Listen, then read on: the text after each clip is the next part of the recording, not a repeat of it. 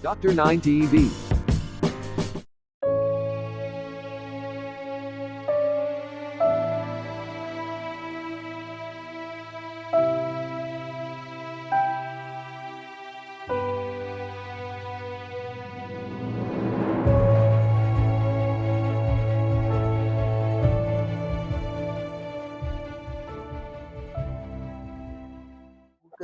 About seeing art on computers and would debate why that could be even considered art. I don't see that. And I think there's a lot of openness to it right now, and still a lot of education that is needed. I do not think that the aesthetics of the medium are deeply understood. We have hundreds of years of experience looking at paintings. We have internalized the characteristics of the medium art on art or a painting per se. They understand what they're looking at. I do not think that is necessarily true for digital art and understanding its generative, non-linear, real-time characteristics or the nature of algorithms. And that is getting more and more complex as we are moving more into artificial intelligence and other areas that are becoming more dominant. So I think there's still a lot of learning and education involved in the process of showing the art.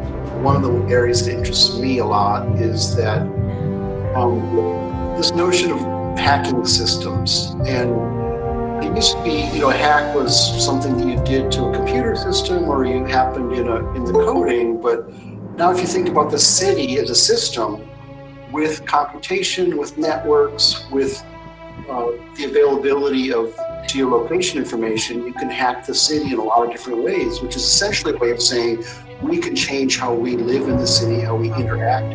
I think that's a very exciting platform for artists to play with. It's not just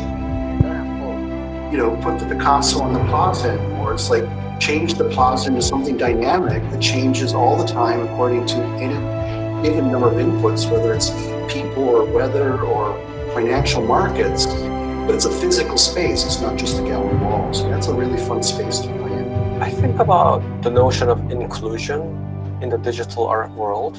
By this inclusion, I mean the invisible walls that exist between gender, race, and class. So digital art is accessible through phones or laptop computers or by gallery exhibitions. But at the same time, it's not accessible for people who don't have access to those tools.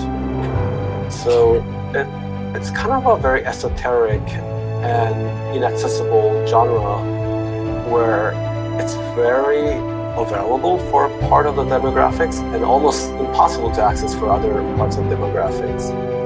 So I think about the video art a lot and kind of the notion of public access television and how different means of distribution inspire the artists to create counter-narrative to the mainstream media.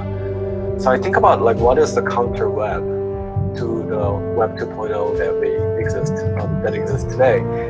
What is the space that is alternative to the capitalist means of control and production for the art to exist? And I think that's the missing conversation. How can art exist outside of the given network or the internet as we know today? What is the internet that we could create as an artist?